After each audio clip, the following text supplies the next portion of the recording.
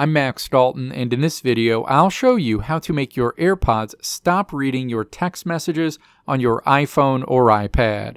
Step 1. Tap to open the Settings app on your iPhone. Scroll down this menu and then tap Notifications. Step 2. Scroll down to the Siri section and then tap Announce Notifications. Step 3. Navigate down to the Announce Notifications From section and then tap Messages in this list. Step 4. Tap to toggle off Announce Notifications. Going forward, your AirPods will no longer read your text messages on your iPhone or iPad.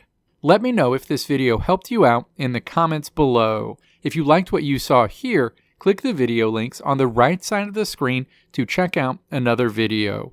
Or click the logo on the left side of the screen to check out my tutorial website at www.maxdalton.how.